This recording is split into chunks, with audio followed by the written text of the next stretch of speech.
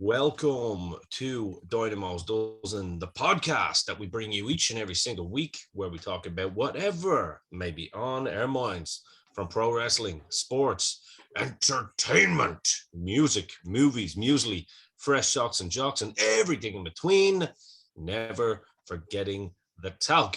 Welcome to the show that we promised you today, with me, your host, as always, Ian the Dynamo Kelly, and my trusted co-host, Niall, the shopkeeper Hogan, who we did promise you last night would be back. He's still suffering a little bit with the Optimus Prime virus that's going around now at the moment. I don't know whether you have all heard about that. But no, he's a trooper, is our Niall, and he's here today because obviously this is the go home show before SummerSlam and Ric Flair's last match and everything in between, I think, Niall. Yeah, absolutely. Obviously, you weren't able to join us last night, but myself and Ted, good old Tombstone Ted, he always drops in when you need him. So shout out to Ted for hopping in last night. Yeah. Ted seems invigorated by wrestling the last few weeks. I've noticed he's very he's dropping a lot of comment and stuff like that on it, more so than normal. He seems to be more enthusiastic about the future of pro wrestling, I would say. Well, as he said last night, he's actually just a positive person about pro wrestling. He looks for the positives and he tries to enjoy it. And you know what? It's a breath of fresh air when you can be that way. I remember once upon a time I was. In fact, some would say that I've actually been quite positive about pro wrestling recently.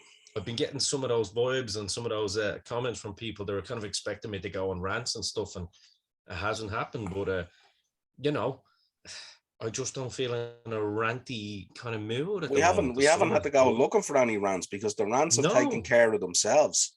You know what I mean? So exactly, exactly. it's I suppose off the back of the positivity of what Vince has done for the business and done for WWE, there's probably only one place to kind of start with tonight, and that's the investigation into Vince has now gone federal. So, yeah, it's an interesting one, this one, because I looked into it, and apologies for my voice, by the way. I'm lucky to still have it, to be honest. well, you sound sexy, man. Yeah, There's going to be a lot of housewives out there that get you giving those Barry White vibes off. I'll tell you, It's man. nice. I looked into it, and you hear things like this in the States, that it's gone federal, and everyone thinks this is going to be like the steroid trials. It's going to blow out of proportion. He's going to end up doing time and all that. I looked at this was based on WWE had to reissue financial reports after unrecorded Vince McMahon expenses came to light. And normally when things like that happen, a number of different departments in the States get involved to figure out what's happening here. Were they genuine mistakes? Were they cover-ups for something? Were they trying to hide something? Was it like, were they trying to mess around with accounts and stuff like that? Especially being like a publicly quoted company. It's very, very important that you cross your T's and dot your I's when you're doing your accounts and your financials. So lo and behold, Vince exiting the business and retiring has shone a light on things to the point where the investigation has now gone from where it was to go federal. But I looked at a number of cases previous to this in similar situations, and most of them have only ended up in fines. So it's not as dramatic as we might think. That's all I would say. I would just lay that out there first of all. It's not the it's not the ball and chain and the key and the Alcatraz situation that people might think it is. So that's all I had to add to it. I haven't had a chance to catch the show last night. I look forward to it with yourself and Ted and stuff like that. And I do think, it's such a weird dynamic this week, because in this week we have Ric Flair's last match, we have Vince McMahon exiting the wrestling business, and it's all in 1 week. And then of course, rising up like the phoenix out of the ashes, the king takes his rightful seat on the throne again, in terms of creative, with the queen beside him as well. Which is the theme of the show today, as you made that beautiful graphic. Absolutely, yeah. And I mean, it's that can't be understated, because that's kind of where we thought it might end up originally. I suppose prior to Hunter getting ill, we would have thought this would be the way it would go. Well, for 15 years, we've always thought that. Let's be Yeah, real. In and around 15 years, yeah. that's the way we've But always felt it would go. but we And always it was thought it wouldn't. probably, Yeah, we never thought it would go that way until the old man was brought out in a casket. he would have That's been like that. You know what I mean? He was yeah, going to be stiff, and that was it. Like, yeah, absolutely. literally, we didn't think it would be a different kind of stiffness that sped up the process. Sorry, Yeah, I had to do it. yeah, absolutely. Excuse the pun, as they say. The only thing I suppose that I've looked at that I'm a little bit intrigued about at the moment is where they have sort of taken him out of that current situation and all that, and the association with WWE. He still has a hefty shareholding in the company. Yeah. And it's how do you resolve that? Like going forward, he's still going to have a big say in certain decisions in the company that have to be passed. And I'm just wondering how that's going to play out because of his stock holding. And I was sort of thinking aloud last night in bed because I couldn't sleep with this sickness. And I was thinking, well, one of the ways around this maybe it could come out of being a public company and go private again. And someone could offer a buyout and buy the company and buy his stock off him. Now, do I envisage a day where Vince McMahon doesn't have a holding in WWE? I don't think so. And do I envisage them not being a public company? I don't think so. But they are making certain moves. You can see what they're doing. That might lead you to believe that maybe that could potentially be on the cards. Because I still don't know how you get over that kind of hump of him still having the stock holding that he has. That's the next thing to be kind of sorted, isn't it, really? Does he give up that stock holding? Is that something that maybe Hunter and Stephanie buy off him with Khan or something like that? Is this the time now for Disney to jump into the bull ring and do what they wanted to do? Who knows? And is he willing to give that up? Has he really walked away, or has he walked away from this tidal wave of crap that's coming in order to let that tidal wave hit the shore to resurface or something like that? I don't know. I don't think so, because at his age, I don't think so. It's going to take, depending on the outcome, it's going to take at least 5 years for this to blow over. We know we're living in the age of social media and stuff like that. And once his name is brought into anything like that, and that's a great point you brought up actually with the shares. Once that's brought up, then that becomes a debacle. Then that becomes something where there's more pressure. I personally think he's walking away, and it was actually, I was listening to our buddy Conrad today. His show with Eric Bischoff, 83 Weeks, was the first to kind of drop on it, along with Uncle Jim. Yeah. And it was actually quite interesting to hear Conrad get quite emotional about it. And it wasn't that he was sticking up for Vince. He was emotional in the sense that, like, this is what I've grown up with. Like, Conrad would be in and around the same age bracket as me. So we're a little bit younger than me. I think Conrad's about 41 or so. But I mean, you grew up while Vince was still an announcer before 1982. Yeah. So it's a bittersweet thing. And one of the sad things was Conrad said, like, this isn't just, this is a man's purpose in life that's been taken away. This isn't just his livelihood. This is his purpose in life. We can't envision the old man going and sitting on a yacht for 3 months, because it's just not in his makeup. He needs to be creating. This is his thing, like, so. Yeah. And obviously, if it's true, allegedly, we like to use that word, if it's true that the relationship between himself and Linda's all but broken down, and that's a loveless marriage, it's a very lonely place now. I mean, I suppose you have the grandkids and stuff like that, and we see how infatuated with them and all these, and I'm sure he'll have support of the family, but he's gonna want to be, it's gonna be like any time Paul Levesque and Stephanie are over at the gaff. It's like, hey, why don't you try this, Hunter? Why don't you try this? And you just can't take that. You can't take that out, So it's a bit of the problem that you're going to have now is you could see a situation like he's just worked tirelessly 20-hour days for decades, and dedicated himself to this 50 business. years, basically, yeah. You know what I mean? And the problem that he has now is there's this massive void. Now, he has the wealth to fill it. He needs to figure out what he wants to do. He may go into other business ideas or other business things. But if he doesn't find himself doing something, if he's just going to sit at the pool with the baby on the knee kind of thing, I could see issues there. Like you see with a lot of businessmen, when they back off what they've been doing, they go downhill health-wise very, very quickly. If they Yes, and don't that's find what they some alluded purpose. to. That's what they alluded to, yeah. And that it was... and remember, this has been his life. In reality, home and Linda and the kids and all that hasn't been his life. That has been the bolt on to WWE being his life. I mean, the guy was handcuffed to Titan Towers. You know, so it's a real conundrum there at the moment. But again, you know, we have to be careful what way we do this as well, because we don't know what way this is all gonna go, you know. So like Listen, you have to look at it. 100%. Look, he provided us with, you know, countless moments that we revere in our fandom. He also destroyed countless moments that we were hoping we'd revere in our fandom as well. But look, Montreal, just saying, sorry. Yeah, well, look. I'm only teasing. Look, I'm only teasing. Look, you're not wrong. You're not wrong. Yeah, we'll have to wait and see, and we'll have to watch it and see what way this all pans out, and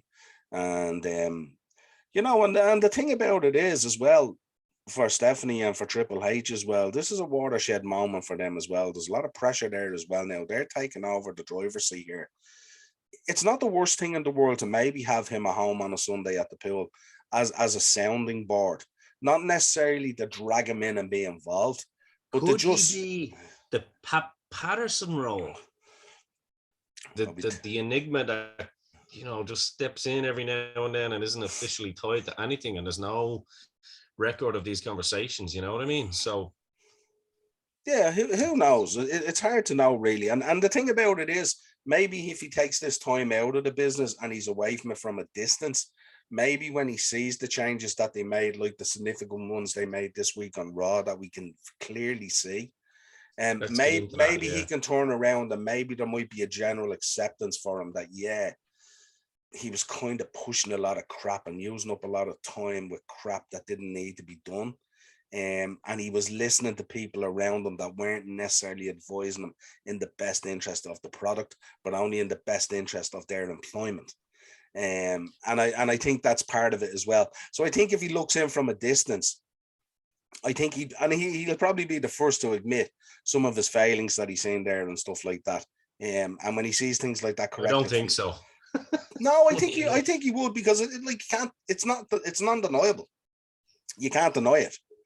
I mean, you can't deny the volume of ads. You can't deny the flashbacks, the you know, the rewinds, all this kind of stuff, all this time-consuming bullshit that throws you out of kilter in trying to follow a show. And especially when you're trying to hold someone's attention span for 3 hours, that's a tough task. You know, me and you sit down and we watch a football match for 90 minutes. It's generally 2 hours between a little bit of build-up, half-time, and a little bit after, or whatever it is.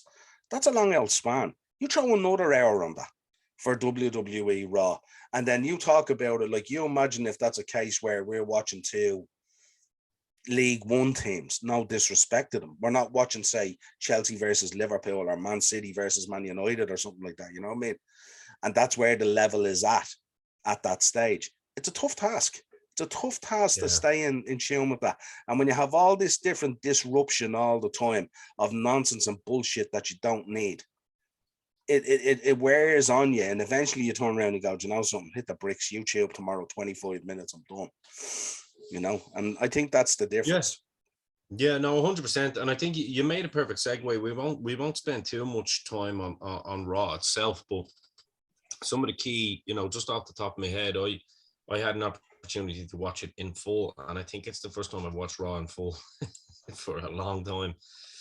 And it's those subtle little differences, like, you know, I'm sure anybody that's a sports fan out there, whether you're, you know, football fan, American football fan, soccer fan to you Americans, sorry, you know, whatever it is, when you bring in a new coach, you know, a new head coach, which essentially is what, you know, Triple H is, Paul Levesque now, if we're being professional.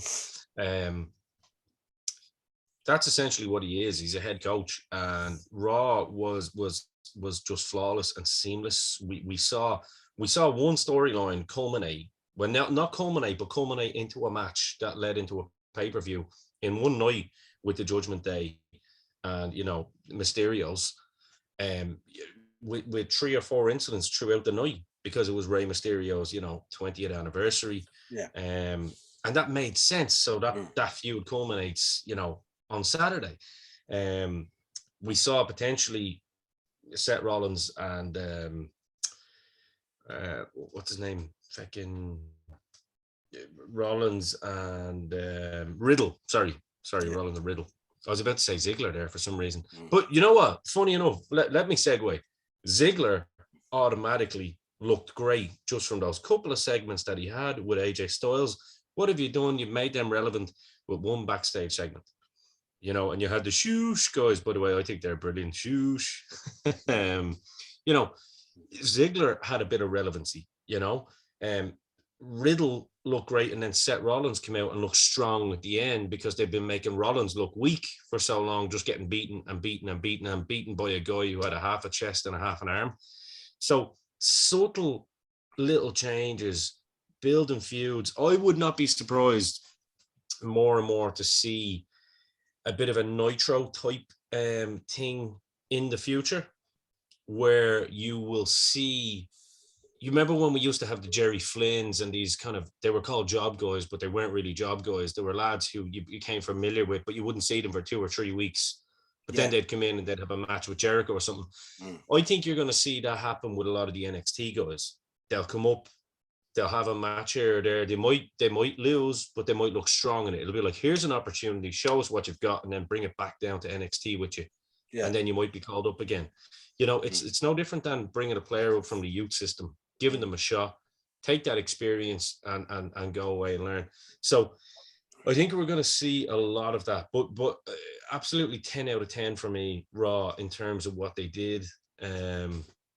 Reigns is just, he's becoming the best talker in the business now, on top of, after Heyman, but he's becoming the best talker as well.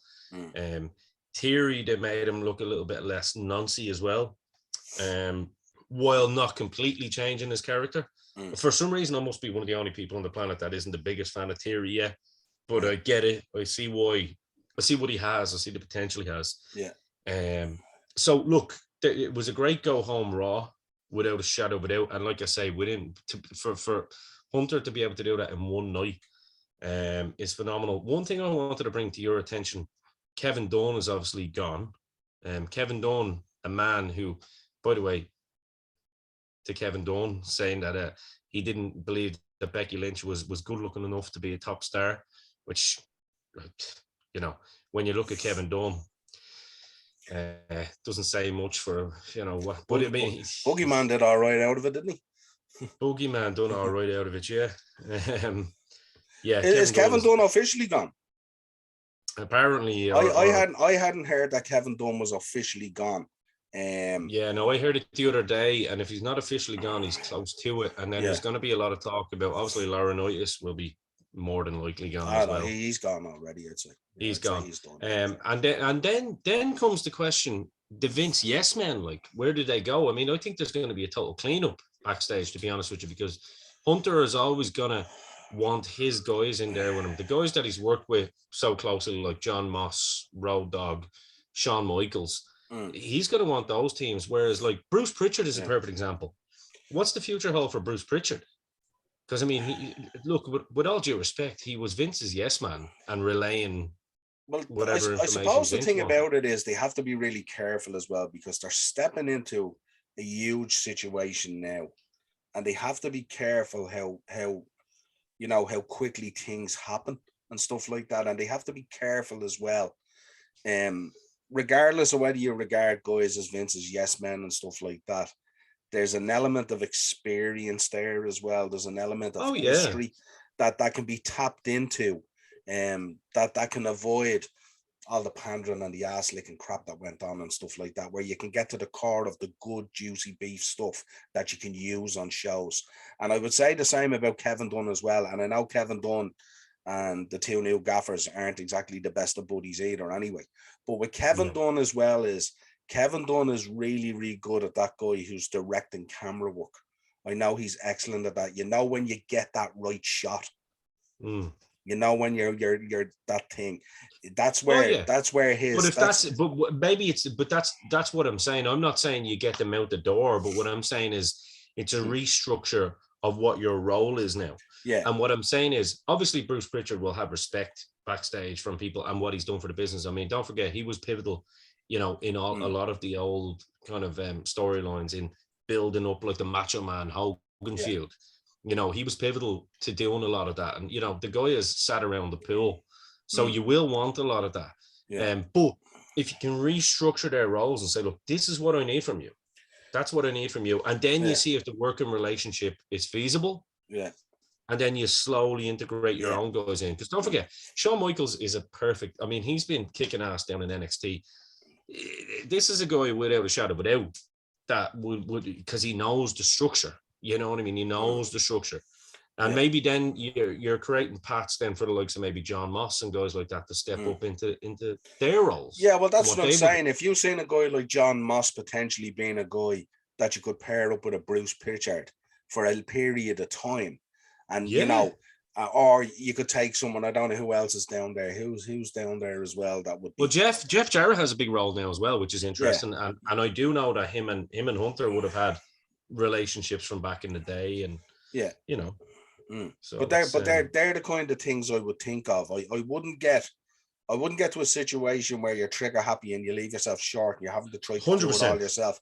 100%. Then all of a sudden Hunter finds himself back in hospital again. The whole thing goes to shit again. You know what I mean? No, because it could so easily happen.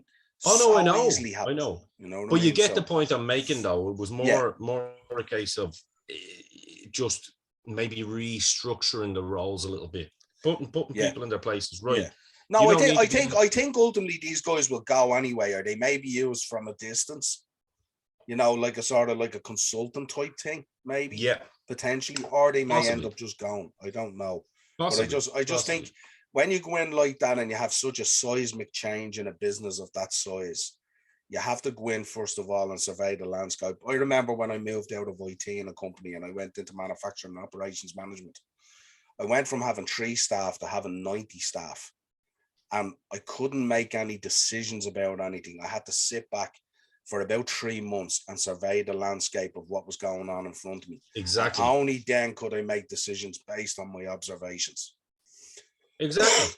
Then you can kind of quell the herd, so to speak, or you know, get rid of some dead wood. Exactly. You know, but look, what we'll do is we'll do a couple of more stories. Then we'll take a little break, and then we'll obviously talk about SummerSlam and Ric Flair's last match coming up, because obviously we're going to spend a bit of time on some of the juice on that side. Yeah. But you have some nice little stories here to kind of bring to our listeners. Yeah, I've been listening to I've been listening to some nice podcasts out there, some interesting ones and stuff like that, you know. So there's some good stuff out there at the moment. It's a good time for wrestling fans at the moment for content. There's great stuff out there. But after a 2-month absence, Bryan Danielson has announced that he's going to be back on AEW Dynamite, which is fantastic as well. And shout out to LJ Cleary as well. His match was featured on it, wasn't it, this week with Pac? Pac, with the Bastard, and the Bastard. Hats off to him as well. It was actually phenomenal. I watched it today. It was phenomenal. LJ, absolute. Both guys are great guys, but LJ, we'd know a little bit better. Yeah. Great to see. Yeah. Yeah. And I mean, if you're in there hanging with Pac, you're of a certain vintage. So 100%. Hats off to LJ Cleary. CM Punk's returned. I'm not sure yet. Broken foot. He said the broken foot was shattered. But we're hearing that the return might be sooner than they think, that they're just putting this out there, that it could be pretty soon. Kayfabe. Another one, our friend Kevin Nash, Big Daddy Diesel, turned around and says, AEW reminds him, you might be able to relate, this be a good one for you to take. AEW reminds him of WCW Thunder. AEW feels dated. I listened to Nash's pod a little bit. He's quite a chilled guy, so I have to pick my moments to listen to him because, you know, in no disrespect to Kevin Nash, but he can put you to sleep a little bit because he's so chilled. Yeah. You know, Yeah. and I tend to listen to my pods when I'm going to sleep. So like, Yeah. what I do is, here's a little lesson for all you kids, you cool cats and kittens. What you could do with some of these long ones is just set your sleep timer for like 15 to 20 minutes. If you're still awake, do the same again, because you don't want to be missing too much and then having to go back and listen to the same stuff. But yeah, like he's saying Thunder. I don't know why he's just picking Thunder. Maybe it's because he wasn't on that show, so he's kind of washing his hands of that one.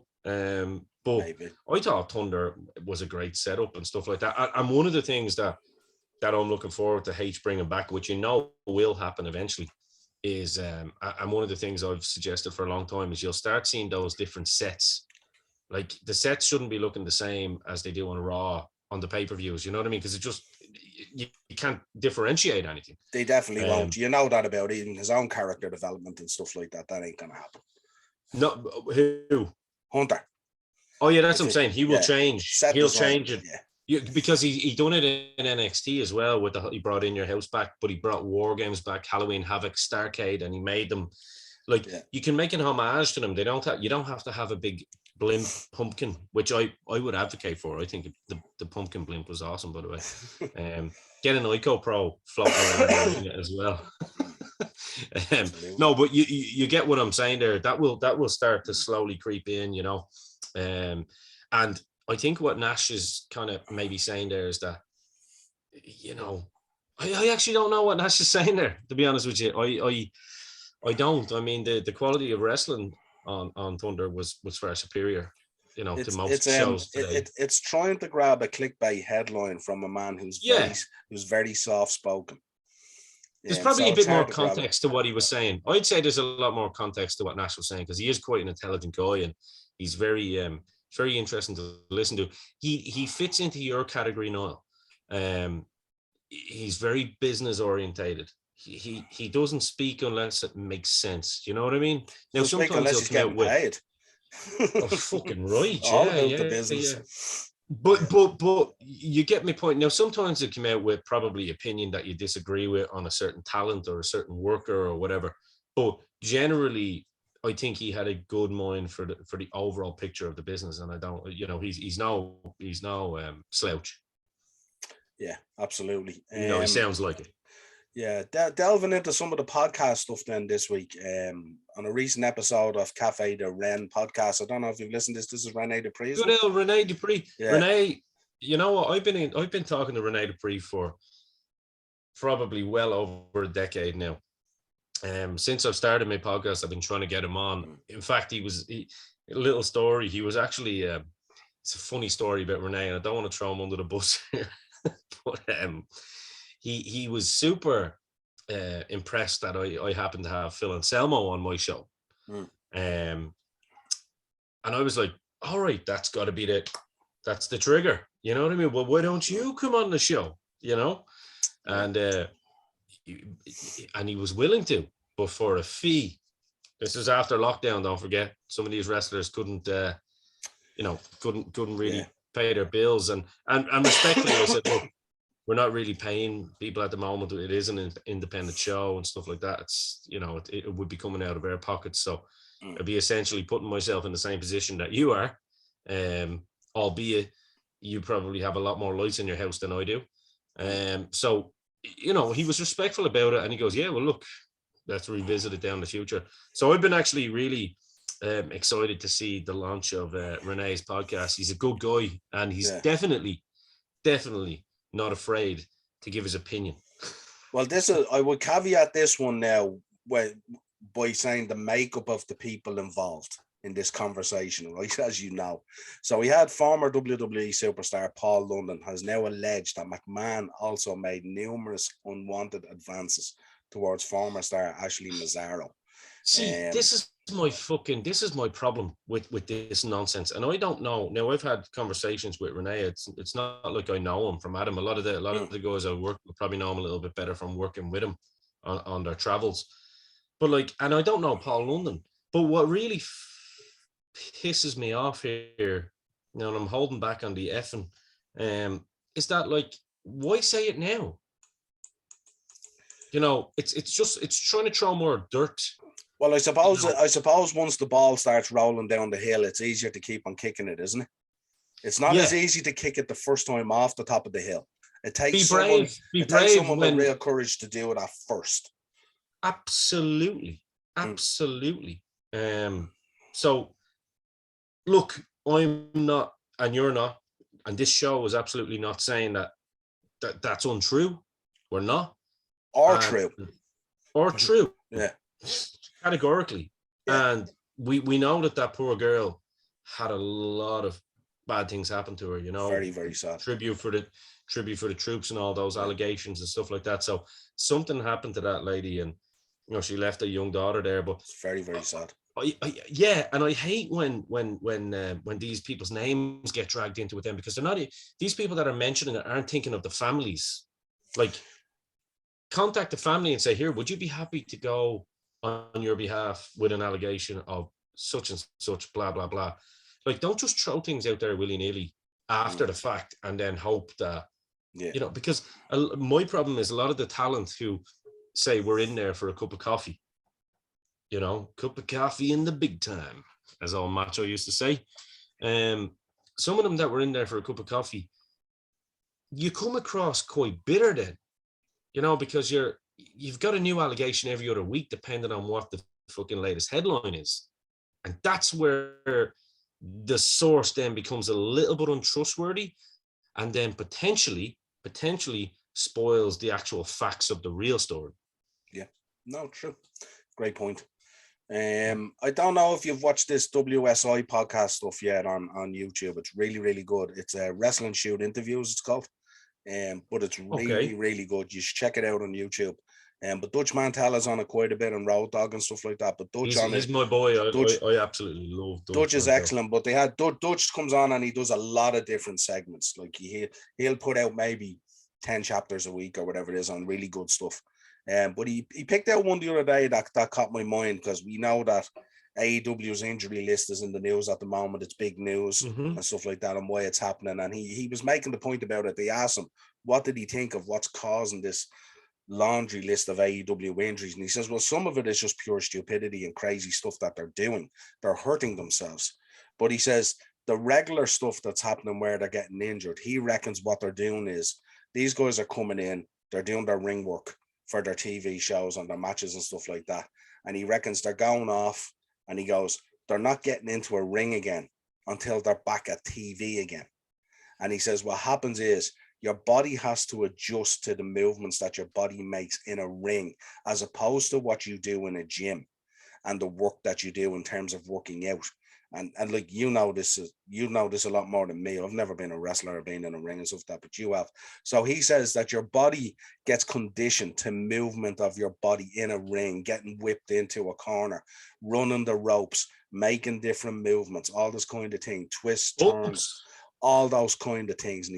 And he says that's what he reckons is causing this. These guys are coming in, they're shooting their 2 weeks or 4 weeks of TV or whatever it is, and then he says they're heading off, and some of them mightn't even see a ring for a month.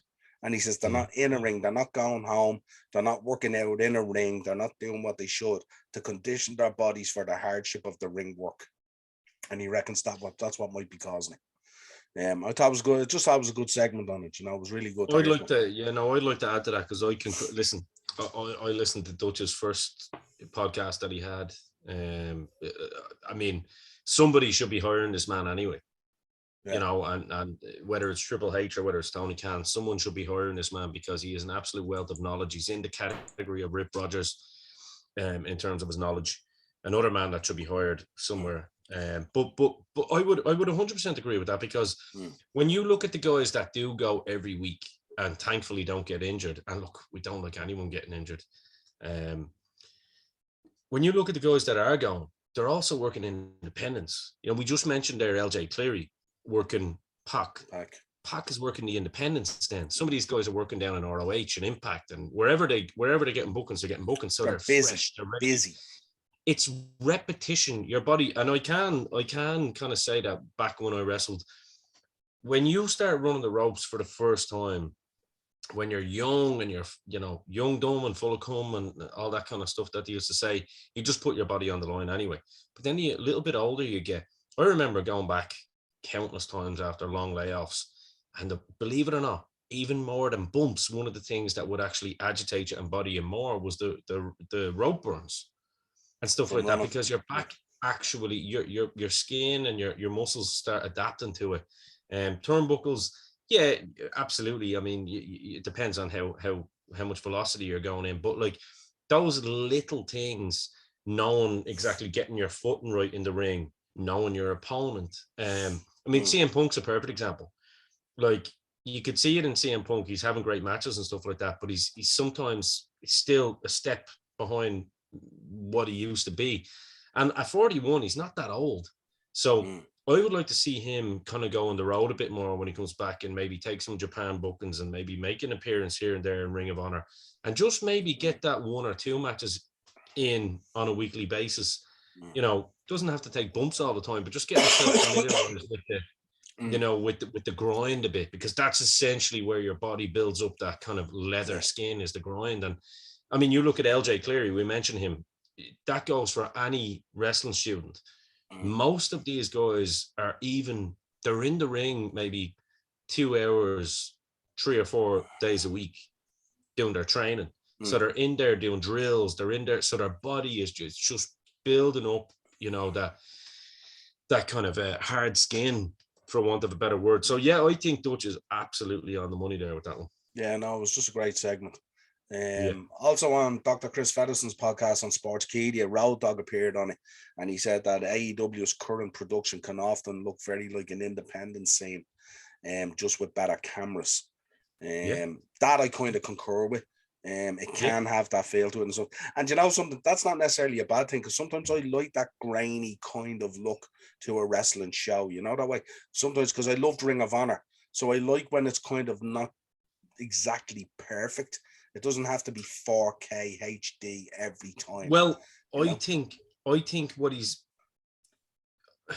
so he's talking about the production. I kind of disagree a little bit, because it's a very WCW production, and I agree with you. We're both agreeing here on the same thing. I liked WCW the way it was, and Road Dogg is a bit. I agree with what he's saying, but I disagree at the same time. Like, not everything has to be overproduced, and he's obviously so ingrained now in this WWE. I don't need to see what Jimmy 20 rows up looks like, and I can almost see it now.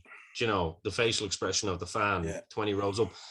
I liked Nitro, where you could see the front row, and then when the camera pans out, you can see how big the arena is, and then it's back to the focus should be on the ring and a little bit of darkness around the ring. I'm not saying it has to be 1980s where you can see the smoke coming out of the crowd in Madison Square Garden, although I fucking love that. But yeah, so essentially I'm agreeing with what he's saying, but I would be more inclined to say that it looks like a lot of independent work within the ring in some of the filler matches.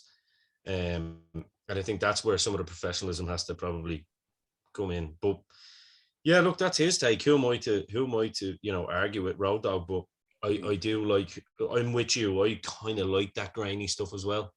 I like, it doesn't all have to be overproduced. And I think that's where WWE have a problem, actually. Yeah, and then the final one on Sportskeeda, Austin was doing an interview on Sportskeeda, and he was asked about Flair's final match and his opinion on it. And he said basically he just wished Flair nothing but the best. And he said he regrets not being able to see the match in person. And nice little touch to Ric Flair there from the rattlesnake. So yeah, 100%. Well, we'll take a little break, which nobody will see, because we'll be right back. We don't have the Conrad ads yet, unless you just want to give us some adverts here on Dynamos Dozen. That would be great. Absolutely. So we are back. We are now getting into the meat and gravy to get people's lips wet, their appetites wet, to get them excited, because I, for one, am actually excited about a pay-per-view for the first time in a while. I'm not saying I haven't enjoyed pay-per-views, but I'm actually really excited about this because obviously we've had the go-home show to Raw, which we've kind of touched on, and by the time people, we won't probably have a SmackDown one, unfortunately. And before then, I don't know. I might throw something together on the Saturday. It's a bank holiday weekend in Ireland, so I might throw a little, 20-minute show or something together, reviewing kind of SmackDown to see where it leads us. But I think essentially we are where we are, and we know where we're going. Bar one match, which we will mention because there was an injury on Raw, which is put one match into doubt, if not completely cancelled. But as we know, pro wrestling and cards are subject to change. So, but I'm really looking forward to SummerSlam now. I couldn't have told you that I was a week ago, albeit I still would have watched.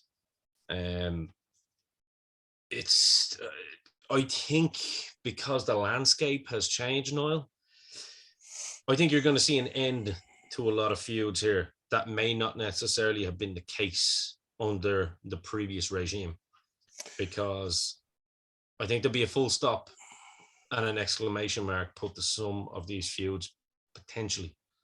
What do you think? Yeah, I think they're too deep into it now to influence it really. I think the way the show will run, I think will be significantly better, I'd say. Yeah. But I think where we are is where we are with SummerSlam, and it's going to have to proceed. I think where we will get a real good sense of what's going on is when we arrive at Clash at the Castle. And then I think we might see more of an impact of what's happening there with Hunter and stuff like that in the build up to that and stuff. I think he's been dealt his 5 cards for this poker game, and he can move them around and he can shuffle them around and stuff like that, and he can make little tweaks and he can do nice little promos and little vignettes and all that kind of stuff to put it together and niche it together nicely. He can advise the guys in matches and stuff like that, little things and stuff like that just make it that little bit better and stuff like that. He can take away a lot of the fob and shine and filler that we end up getting berated with and stuff like that, and he can influence it that way. But in general, I think it is what it is.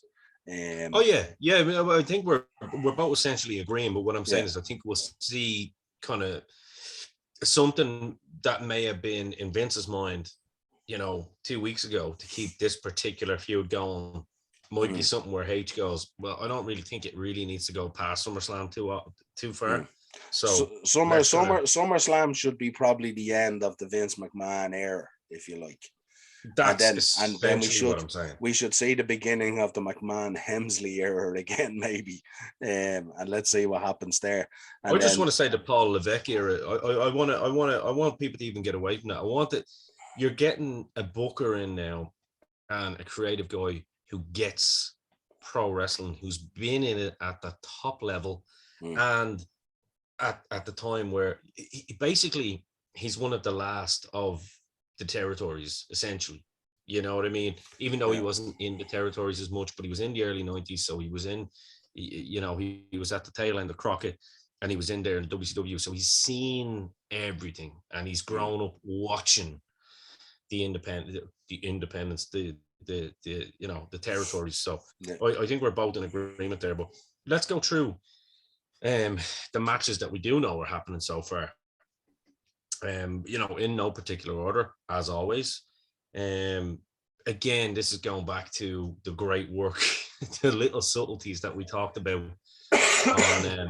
on Raw, where we saw the Judgment Day just absolutely they were like Michael Myers in Halloween. They just would not let the Mysterios get a moment's peace and enjoy their celebrations. And I had kind of almost called it that there would be a lot of shit that would happen here, but not to the extent where Rhea Ripley's coming in and attacking the shoulder, and those three are just absolutely fantastic. Priest, Balor, and Ripley, they're great together. and the great speech by Mysterio and all, it just led us into this match. And a lot of people thought that we were going to get the Edge Balor match at SummerSlam, but I think the Mysterios and the Judgment Day is an end to that particular feud, bringing in the Edge Balor feud, and that's kind of word on the street is that's a possibility. I think we might see, it's no disqualification as well. I think we might see Edge making an appearance there, but I think we're gonna see Balor get the win, the pinfall over Mysterio, because obviously he done the favor for the 20th anniversary on his birthday, albeit. I thought that was a great little segment when they were like, it's his 20 years, and he goes, it's my birthday. Yeah. I thought that was so funny. That was very funny, yeah. Just in the little Irish accent about it's my birthday, and it's the way he says it as well. It's a real throwaway thing, but they capture it beautifully. Yeah. It's like the kind of thing. It's like a throwaway comment, you'd give to a fan in the crowd at an indie show. Yeah, it's one of those, like, the way lads will turn around and go, yeah, your ma. One of those kind of real throwaway. It's so comments. Irish, isn't it? Yeah, it's in the proper like Dublin Bray. What about his 20 years? My birthday. Yeah, very cool, man. Who gives a shit? Like, yeah. So this one, this is going to be a whopper match, as they always are. I think Priest is stepping up big time. They look great as the bigger guy and the smaller guy together, and the look is great. The character change is great for Finn. I think Dominic is really benefiting from working with these guys as well. Yeah. And I expect this to be a great match. And I wouldn't be surprised if we have a little Edge appearance, being honest. Yeah. Leading us possibly to the castle. Yeah. Yeah, no, that wouldn't be a bad show. Logan Paul and The Miz, I was very entertained by this stuff. Yeah. I have to say, I thought the way they opened Raw, I thought I missed something. I was like, what's happened? Did I skip it? Did I skip? And it was like, this happened before. So you brought some realism into The Miz, who's a kind of a comedic character generally, and Logan Paul, who's kind of, outspoken character, but we know he can fight, etc., etc. He's the Paul brother I actually like, to be fair. I like Impulsive. He has some decent YouTube shows out there, actually. I think he's a cool guy personally. Don't really care if anyone agrees or disagrees with me. I like him. Good on the stick, looks great. Even the brawling that they were doing looked very legitimate. It's good to see that fire in The Miz. Yeah. And it set up this match very nicely. Do you know what? It made this match mean something rather than be a celebrity match. Yeah.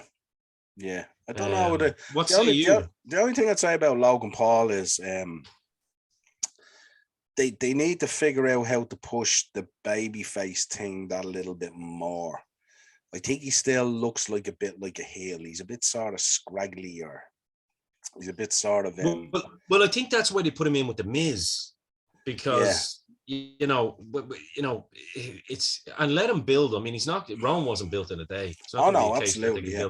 But I thought his promos were great. We know we can talk anyway. Yeah. His promos were great. When Maurice came out and she was talking about, she was offended that he brought her husband's balls into question. We can almost see that TG-14 era coming in.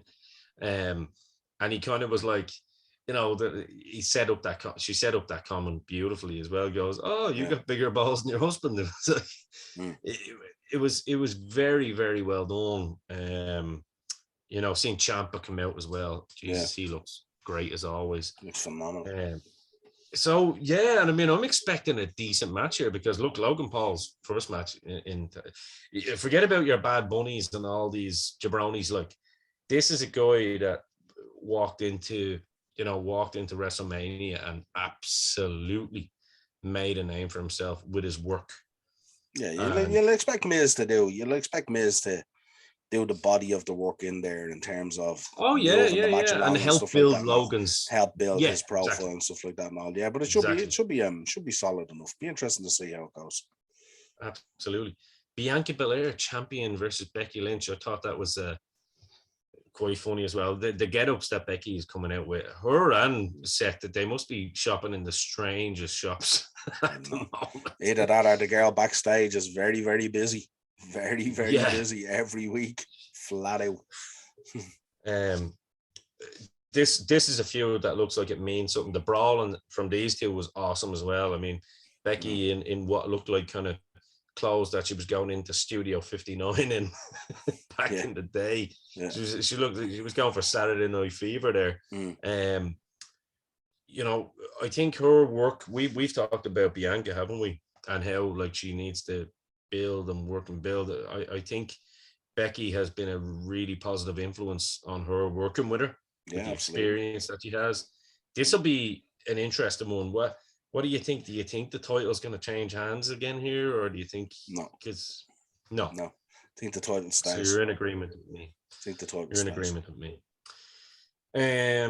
Riddle. Oh, by the way, we didn't give our predictions actually, because we said we're both in agreement that we think Balor will go over Ray. Yeah. Yeah, Judgment Day will get the win. Yeah. Yeah.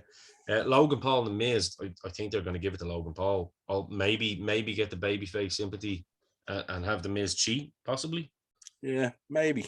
Yeah, not too sure on that. Well, I'm going to say Logan Paul. What do you say? Do you know something? I think Logan Paul's going to look really strong, and I think Miz is going to get the win. Okay. So he won't. So it'll still build him up, and he'll have a good outing again. But he just doesn't pick up the win.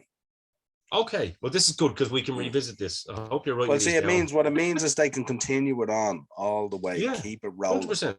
Yeah, 100%. We're both in agreement. I think Belair retains. Yeah. Riddle versus Rollins doesn't happen at the moment because Riddle got a stinger. Yeah, and that's not something you come back from in a week. No. That's unfortunate. Just hope he's all good. Yeah. Liv Morgan and Ronda Rousey. Liv Morgan being the champion. Do you think this is the female championship match that the belt changes hands? I think they might, but I hope they don't. But we shall see what happens with that one. I hope the belt stays with Liv. But I wouldn't be surprised if they put it on Ronda. Yeah, because I'm half thinking that if they keep it with Liv, Ronda and Becky at this moment in time because of their stock and that rivalry that hasn't really had a longevity that it possibly could have, I think they could easily have a program together. There could be some sort of, foul play by one of them, albeit Becky getting pissed off. I suppose the problem what happens with Liv then if that's the fallout, that's the thing, it's like. Well, that's what I'm saying. I don't. Ronda doesn't need it, Yeah. And yeah, so no, I think they're going to keep it on Liv personally. That's my hopefully. Now here's your match. The Usos, the champions of everything at the moment. And possibly the second best tag team on the planet after FTR, in my personal opinion. Against your boys, the Street Profits, Dawkins and Ford. With a special caveat, as everyone knows, Jeff Jarrett as the special guest referee. Jeff Jarrett, by the way, on Raw. Shout out to Jeff. I had actually sent an email to Jeff on the Wednesday just asking how he was. He was like, doing fucking phenomenal. Hope all you are doing well and hope the podcast is doing well. So all of you out there, by the way, Jeff was asking for you. So it's really cool when people like that keep in touch, especially with the week he has coming up. Yeah. He looks phenomenal, by the way. He looks like he's ready to get back in the ring. And listen, I dare say there might be a place for him somewhere in WWE. Ted made an interesting point to me off air yesterday. He thinks that Jarrett is going to have a say in this. Well, naturally, that's why he's in. That's why he's in there. He'll definitely have a say, but I expect the Usos to retain. And I think this could be where they pull the trigger on the breakup of the Street Profits. And do you think that Jarrett is going to have a say in that in terms of a swerve on either side? I would think he'll have some sort of a say in it, all right. I mean, it's in Nashville, and they haven't brought him in just to do the counting, have they? No, It's no. Double J, you know. So, Yeah. yeah, no, he'll definitely get involved. I could see him. Do you know what could easily happen there now, and it would be really cool? But it's out of the box stuff, and you know what I'm like when I'm sick. They could have him screw the Profits out of the belts, and the Usos leave the ring. They keep their belts, and Jarrett's in the ring, and of course the Street Profits are berating Jarrett, and giving him crap, and it's Dawkins is it Dawkins. He's giving Jarrett loads and all this kind of thing, and then Montez Ford just turns on Dawkins, beats the living crap out of him and stuff like that, and Montez Ford heads off with Double J. Who knows? Let's see what happens. That could be interesting. That's less far-fetched than things you've come up with in the past. I like that. Yeah. Well, I like that they put him out there as well. It is Nashville, so it's pretty cool, you know. And 100%. I was searching back and scratching my head through memory. I haven't seen I can't remember the last time Jeff Jarrett worked babyface in Nashville. So I don't imagine he's going to be refereeing babyface either. I don't like him working babyface anyway. But so that was all I was thinking. So yeah, but that there's a nice little dynamic in there as well. Ultimately, I mean, the talk has gone around. I think everyone knows they've been teasing it for a long time now that the Profits were going to break up. So I think, if Hunter's drawn a line in the sand, as you said on this one, this might be the time to kickstart that now and call it. I think so. Bobby Lashley and Austin Theory. Hopefully, they just call him Austin Theory again instead of Theory, because these stupid one names that Vince is trying to bring in. I think we're going to maybe draw a line on the sand of a lot of that stuff too. Yeah. Definitely we will actually. Did you read the article there the other day? They might be letting guys revert back to their names. I did. So that shout out to the likes of Butch might become the Bruiserweight again, Pete Dunne and stuff like that, and they might be going back that bit of old school again as well, which would be really cool to go back doing these stupid names. No disrespect to Pete Dunne, he's done a brilliant job on Butch and stuff like that and all. But it's just, I mean, I always love when a guy comes out and he has a little bit of a sort of a moniker to his character, but his name is there. It's his name, stuff like that. So that'd be pretty cool. We might get. Where is it? Do I have a handy here? Give me 1 second. We might. Oh, it'll come back. I had an Irish Ace T-shirt there, so we might get the Irish Ace Jordan Devlin again. That'd instead be cool. Of his whatever bloody name they've given him. JP McDonough. JP McDonough, isn't it, or something like that? Just ridiculous playing on Traveler stuff, it's ridiculous. Not that those sort of gimmicks are bad, just there's no need for a Jordan Devlin to be that. That one, this is the one where I'm kind of struggling with, because obviously there's been a hint that Theory, he's using the briefcase. I in no way, shape, or form do I think he cashes in and wins the heavyweight championship, but I think he might screw himself a little bit and they might reel him back in a little bit as to where Vince was pushing him, and it might be a case where he loses this and has nothing else to lose and cashes in later on and then kind of falls flat in his face again. So I'm kind of thinking Lashley might retain here on this one. What do you think? I don't know. I've a funny feeling he could pull a win out here. Theory. I think he's on the crest of a wave at the moment. And I think a win from him here doesn't overly damage Bobby Lashley. Because there's a kind of a consistency to Bobby Lashley, if you know what I mean. If you look at Bobby Lashley's career, it kind of cascades between kind of win, loss, little runs and stuff like that and all, so I wouldn't be surprised if Theory did something here. It's out there, it's far-fetched. I wouldn't be telling anyone to throw money on it or anything like that, but I wouldn't be surprised. Okay. Pat McAfee and Happy Corbin. Well, Pat McAfee is our guy, isn't he? Yeah, definitely. There's nothing to be said. He's the man's man, isn't he? Yeah, this will be just a sort of a filthy kind of beat down with probably some really cool spots in it and stuff like that. No, yeah, I think so, cool. because both of them can go, like, yeah, absolutely. And hopefully this is the line under the sand of Happy Corbin as well, because it was another Hunter project. Don't forget. Yeah, well, he's a big enough guy to be legitimizing now on the roster. You know what I mean? So absolutely. Yeah. And then we come to the main event. Yeah. Both of our boys, actually. Both Roman Reigns and Brock Lesnar. Thinking the fan base there's no winners. There's no winners or losers in this one. Sure, there isn't.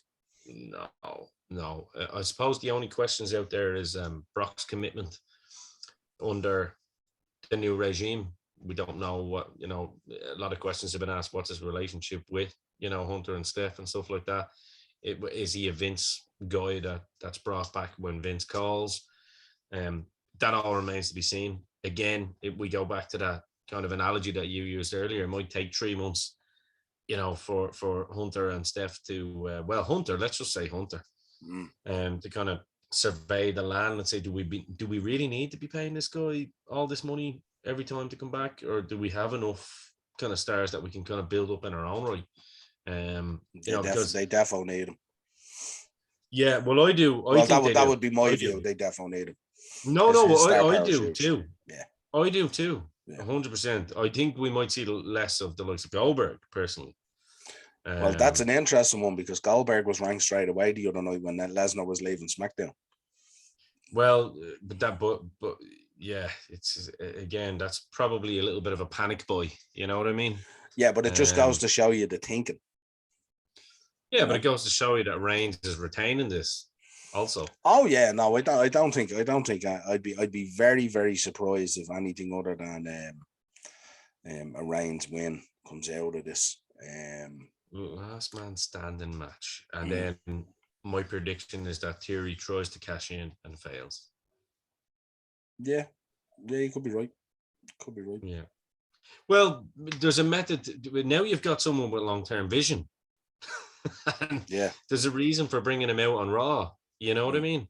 Now, that long-term vision could also be swerve and get you thinking along the lines that Theory might come out and do it. But I don't think that Theory is next in line for the championship. I think he was with Vince and all, but I don't think he is under a Triple H. I think there's too many guys that H has worked with in the past that he probably look at there and go, you guys have kind of been done hard here. So let's revisit it. Do you know what I mean? Yeah, but he'd also have to look at Theory's body of work for the last 6 months as well. And he'd have to take that into account 100%. In making his decision on these things. Well, he worked with Theory as well, don't forget, obviously. But that's what I mean. But Theory's body of work for the last 6 months has been pretty spectacular, Okay, but if you match his body of work up with, say, with Damian Priest, who's awesome, with Finn Balor over the last 6 years versus 6 months. Yeah, but what I mean is Austin Theory is around the situation, whereas Judgment Day are doing their thing. You know what I mean? Yeah, but there's no harm in. I'm not saying that's going to happen tomorrow, but what I'm saying is I think there's a list there. Like, Seth Rollins, I mean, you're talking multiple former world champion. The Riddle is another one. You know what I mean? So there's they're stacked out with guys that they could push the button on and stuff like that. No, but they just you have to be careful as well the way you handle that in terms of there's guys there who have put in a body of work there over the last, say, 6 to 12 months. And you have to credit that as well when you're making those decisions. I'm not saying the decision is wrong. I'm saying it just has to be calculated in the way you do it. Yeah, I can't see Theory as champion yet with that, as a champion with that character. You know what I mean? And that's maybe why they had him a little bit more fearless, standing in the ring with the whole family. Do you know what I mean? And that's probably where H is thinking, right, those comments, by the way, your daddy's gone. Yeah. So that's where I'm thinking maybe H is going, right, let's build up his actual credibility as not a pussy. Yeah. Vince is gone. So 100%. Right, let's finish up on the pay-per-view the next night, which is great for us that have bank holidays over in Ireland. I just want to add, great weekend for pro wrestling. Yeah. Especially when you've got Conrad and the Crockett's and all involved. Yeah. So Ric Flair's last match. Let's look at it now. We'll kind of fly through these because there's a lot of matches on the card. Yeah, absolutely. There's a bunkhouse battle royal, which is bunkhouse brawl, all that bunkhouse stuff. You skip over that. There's probably 40 people in it or something. Yeah, there's probably a million people. So I don't really want to.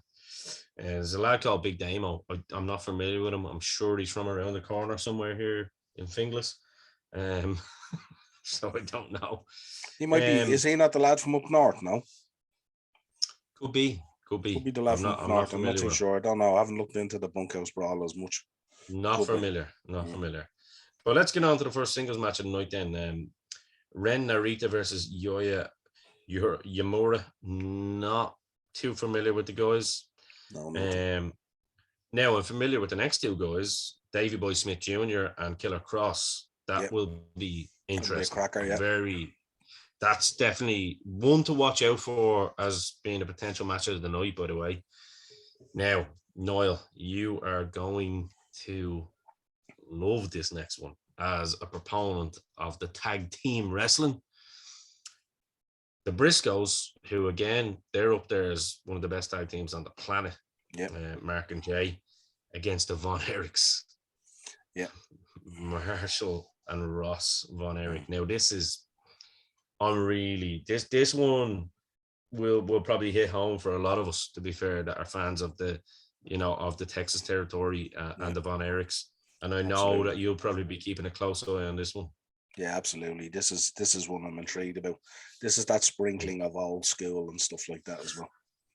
Really, and the Briscoes, good Lord, how good! What? That's great booking, by the way, to put them two in. Put the young guys up who've been learning their craft in with the Briscoes. I mean, they could have only made it better by putting them in with FTR, and that's not even saying nothing bad about the Briscoes. Yeah. But you'll notice the way they've constructed the card. They've constructed it, put in some of those old school names that he has had moments with and stuff like that in the past. It's really cool. It's him sending a rub to the guys who have passed away that he worked with for years. Really, really cool. And the Crockett's, of course. Yeah, you know what I mean? Yeah, absolutely. Not just Flair. And of course Conrad, who's very fucking well up on it. Yeah, no, I mean as a team. Oh yeah, the whole lot of them really good in the way they did it. And it'd be mainly the two of them as well, and the Crockett's, and obviously Jeff Jarrett as well has his ear to the ground. So there's a couple of this just reeks of old school NWA. I think this is going to be your pay-per-view, to be honest with you, and mine. Another tag team match: the Wolves, Davey Richards and Eddie Edwards versus the Motor City Machine Guns. You mentioned on a previous episode. This your show stealer. Well, any three of those matches that we've mentioned so far, the singles and the two tag teams, could be the show stealer. But this one, that one definitely. If I'm on that card, if I was wrestling on that card, I'd be asking the booker to put me out before that match. Because once that match goes out, you're going to have a level of expectation that's going to be monstrous. Those four guys are incredible. Now, the next one is another tag team match. This is proper old school Mid-South booking. Is Big Bill around, is he? The Rock and Roll Express, Terry Morton and Ricky Morton, versus the Four Horsemen in Brian Pillman Jr. and Brock Anderson. My God. I mean, what a potential new tag team out of that with Pillman and Anderson. Wow. And I mean, Brian Pillman Jr. is fantastic, by the way. The spitting image of his old man, and really has the mannerisms and everything and all, But a really good guy with a great head on his shoulders as well. Yeah, actually a student of the game and literally loves wrestling and gets it.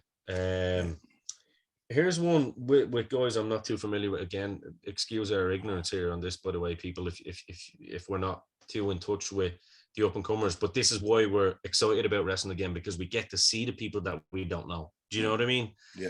That's why, with the likes of Big Damo and all these people that we're talking about, we get to see them. So it's not any disrespect or knock on any of the kids trying to make a name for themselves. A Four Corners match, which is another old school gimmick. Big time. Alan Angels, Jonathan Gresham, Konosuke Takashita. I'm good at those Japanese pronunciations, by the way. That's reading all those old magazines. And Nick Wayne, no relation to Bruce. So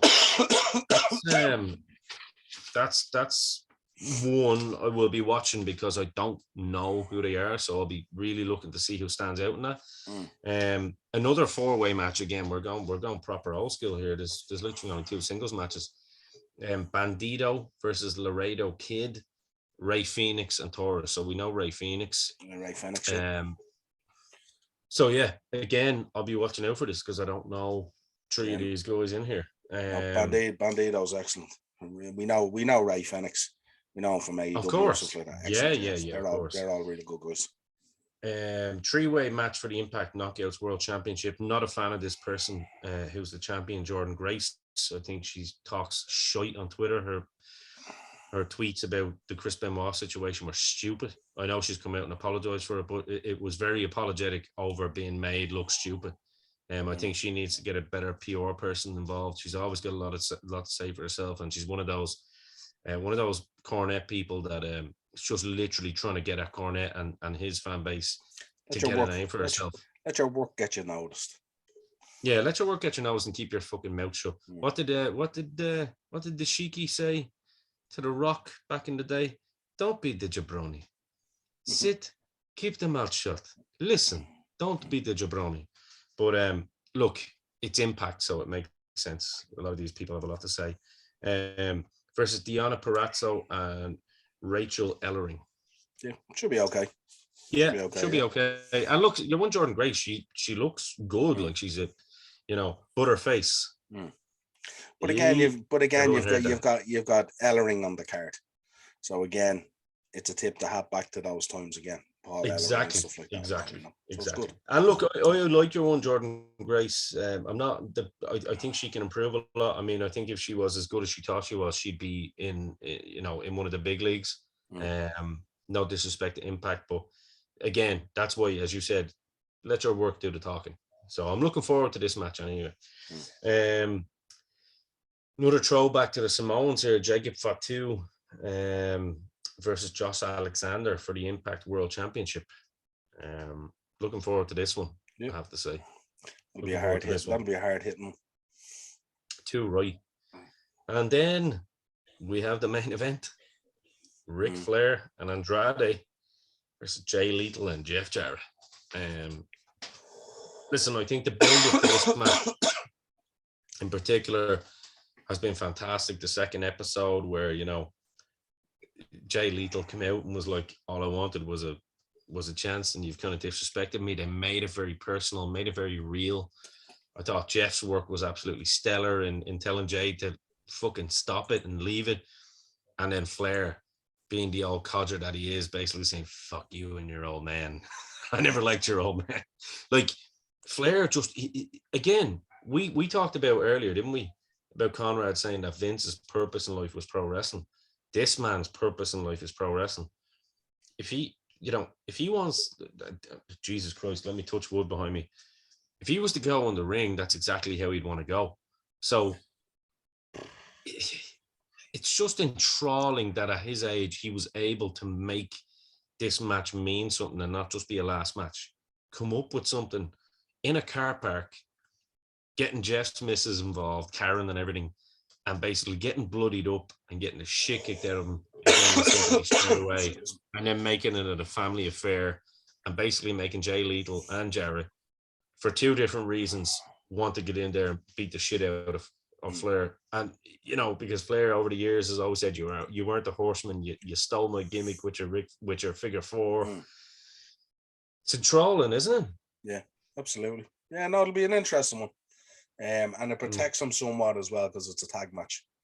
If he's only out there on its own and it goes a little bit south or a little bit weird, you don't want that to be your feeling of what the last match was. So the fact that he's out there with three guys as well, and him and Jarrett will be really good. I like that. And Andrade and Lethal will be really good as well. Lethal's brilliant. Love He Jay is. Lethal. I Love do Jay expect Lethal. Jarrett to be the glue in this match, to be honest with you, Mm. without a shadow of a doubt. As good as Lethal and all is, Lethal's he's good, but he plays the parody character of his favorites like Macho Man Yeah. Mm. and Flair. Whereas I think Jarrett's he's gonna be really intriguing in this, and he'd be the glue. Yeah. Literally, I think one of the most, if not the most, underrated workers in the history of pro wrestling. So, Yep. and I'm biased, but I grew Mm. up watching Jeff Jarrett stuff, and definitely trying to model some of my work on his heel work. So, Mm. big fan. Look, that's about all we've got time for. All I would say to the listeners here is enjoy the matches, because this is a big week for pro wrestling, and what a way to kind of put smiles on faces after the doom and gloom of the tail end of last weekend. And don't forget, if you do like this show, please do drop a comment, like, and subscribe. They are the two most important parts. We put a lot of work into bringing you this every week, and we do it for free at the moment. So your support is definitely valued. And you can find us all on the socials as well. I'm on Twitter pretty regularly. Dynamo at Dynamo's Dozen, at Ian Kelly 800. If you want to find it, but type Dynamo's Dozen, you'll find it there. We're also Dynamo's Dozen on Facebook, Dynamo's Dozen on Instagram, and Dynamo's Dozen at gmail.com. If you want to, if you want to send a message and want to come on the show, or you have any suggestions and stuff like that, we're all ears. Niall gave a fan of both this show and the upper tier a free mug there last week. He's a very happy man. Do you want to give that certain person a shout out there, Niall? I shout out to Ian. Ian's a long-term customer in the shop and stuff like that. He's a lad. Yeah. Oh, excuse me. But yeah, he's a real student of the old school stuff. He loves the NWA and all that kind of stuff, So yeah, good chap. Shout out to Ian Hodgins. Great having your support, Ian. Yeah. But Niall, anything you want to add to that? No, I have the week in wrestling. Oh. Our little throwback history thing that we do. It'll be quite quick. But this week's one I thought was really, really good because it kind of fits in with Ric Flair's last match. So I've got about 6 to run down, and then some notable birthdays as well, which fit in nicely as well. Cool. So the first one that we go down to is 1986. Dusty Rhodes wins the last of his 3 NWA World Title Championships when he beat Ric Flair in a steel cage match in Greensboro, North Carolina. Remember it well, I watched it. What a match, yeah. But Flair won the belt back 2 weeks later. So that was 1986 this week. In 2000, one of wrestling industry's pioneering play-by-play announcers, Gordon Soley, passed away at the age of 71 in Florida from throat cancer. So these tie in nicely with Flair's last card. Yeah, these are guys that would have been big into it and stuff like that. So I kind of looked at it that way. 2002 in Philadelphia, Pennsylvania, Low Key became the first Ring of Honor champion, winning a 4-way match against no less than Doug Williams, Spanky, and Christopher Daniels. Spanky, of course, being Brian Kendrick. It was brilliant as Spanky, but that was a big win. 1977 in Richmond, Virginia, Ric Flair defeated Bobo Brazil to become the NWA United States champion for the very first time. So you can see the way I constructed this for the week that's in it. Couple of sad ones that we lost as well on top of what I mentioned. This week we lost Brian Christopher Lawler, I should say, who sadly passed away, committed suicide at the age of 46. Grandmaster Sex A. Very sad to lose him, one half of two cool legendary tag team. But we also lost a great one as well. Rowdy Roddy Piper we lost this week at the age of 61. Hall of Famer and former Intercontinental Champion passed away as a result of a heart attack. That really shouldn't have told me that one. End the show now. Now, just a couple of notable birthdays for this week as well. We got Tommy Rich, 1956. Dolph Ziggler. His birthday is this week. You mentioned him earlier in the show. Yeah. No less than the game himself, Triple H. It's his birthday this week as well. Doink the Clown, Matt Bourne, Greg Gagne, Big Papa Pump, Scott Steiner. And we finish out and Nice. round it out with one Captain Lou Albano. And what about Finn Balor? Finn Balor actually was in there. I just skipped over Finn Balor. His Actually, birthday was Monday. Yeah. Yeah, I missed him there. Actually, he's on the list. There he is. There, yeah. Actually, he's on the list. Yeah. He made the list. Aaron, he made the list. He just didn't make the director's cut. That's all the real. Don't worry, Fergal. I've always got your back. Don't go to his shop anymore. Yeah. Don't come in anymore. Yeah. Don't come in. You're fired. Yeah. That's it. That's everything for this week. Quick little throwback. Brilliant. I thought it was good to have it with the week that's in it with Flair's last card and stuff like that. Some of those were, the timing of it is crazy. It's mad. 100%. And you'll have to forgive me for, forget, because this is a new segment that Niall's put together and it is a really, really cool segment. So forgive me for, forgetting that, because it actually is always a nice way to finish the show. Even though you mentioned Roddy Piper's passing there, but it's all relevant, and very relevant to Flair, especially. Absolutely. So yeah, great work. I don't know about you people, but if you've made it this far, I am certainly looking forward to the matches this weekend. I have to say, it's going to be a great weekend for pro wrestling. For any of you that are subscribing to to the whole Starcast thing, I'd highly recommend it, because obviously you've got the roast of Ric Flair, which is going to be very entertaining, I'm sure. There's going to be lots of great little things in there. Conrad always puts on a good spread. So definitely I would recommend, if you are going to and God knows who's going to show up to these things. God knows who's going to be there on the day and stuff like that. No, it'll be electric. You really don't know. I mean, we know at the show you've got Bret Hart around there, you've got Sting, all the Ole and Arn Anderson and all are going to be there as well. So it's going to be very, very exciting. It'll be emotional, especially for us. Yeah, especially for us old school fans. So if you have the spare bucks, go and check out on the Fight app. It's definitely going to be well worth it, in my opinion. We've already got our tickets, so if you can't be there in person, then for sure go and check it out. But Niall, I think that about does it until next week. That's it. Hopefully I'll be less under the weather next week and my voice will be back a little bit normal. You will. As soon as the wrestling hits you there on Saturday, you'll be right as rain. I'll have no voice. But until next week, for me, in the Dynamo Kelly, for Niall, the shopkeeper Hogan, please continue to support us. We appreciate it. And we are over and out.